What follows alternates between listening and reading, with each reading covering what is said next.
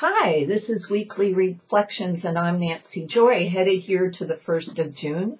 I'm really excited. I head out to Seattle on June 10th, and then on to the Spirit of Alaska cruise. I don't know, it might be full, but there might be one more place if you desire. Anyway, as I was preparing for my presentations and things I have to do on the cruise, Ezekiel came in loud and clear. And I thought I better bring this up now because this is worth really thinking about. What he wanted to talk about is that we, as the 5D energies are downloading and downloaded onto our planet and into us, and we are beginning to learn how to use the new program, so to speak. One of the important things to remember is that the emotional grid, the emotional field of humanity, Ezekiel, has also been upgraded. And the way that emotions have worked in the duality of 3D are no longer going to get you where you want to go in the new vibration. So it's important that we really understand this shift in regards to our emotions. I went through most of the 90s and up until maybe 2009, 2010, doing a lot of emotional work with Ezekiel and people in retreats and groups and private sessions. Also traveling around to the sacred sites doing heart emotional group work to bring these things into understanding and focus and balance within us and help us in the awakening. Well, we are awakened, so to speak. And the way we used to work with our emotions back in those times was really to bring them up, dredge it up, go through your past, look at where you ran over your little child, look at where you were betrayed and abandoned, and allow those feelings to be actually vibrated in your being and moved into your heart. And it's still a viable, good way to shift.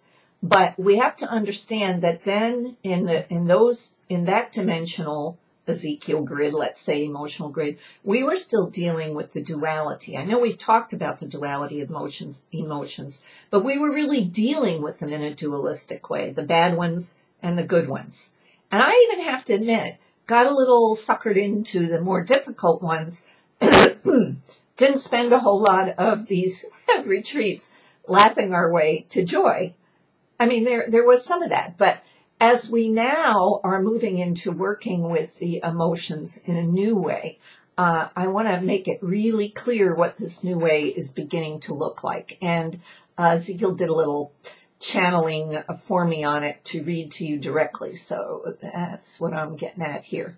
As Ezekiel put it, and this is what he says: "Truly, dear ones, when I was created by Source," which, by the way, is you, "I was given a full spectrum of emotional energy with which to assist all of the star seeds that return to materiality in the 3D density, to assist you on your journeys. I have no judgment about the wide range and intensity of the emotional energy that I am, and the value of each spectrum of my existence, and how very important each one is. All emotional frequencies were created to serve you through pure love." And it reiterates here, I do mean all. I mean fear. I mean hate. I mean jealousy. I mean grief. I mean it all. They were created out of love as expressions of your own beauty and innocence. And now in the 5D frequency field of emotions, you are ready to accept, embrace, and understand this. They are no longer your enemies. We've spoken of it, but as Ezekiel says now, we are learning.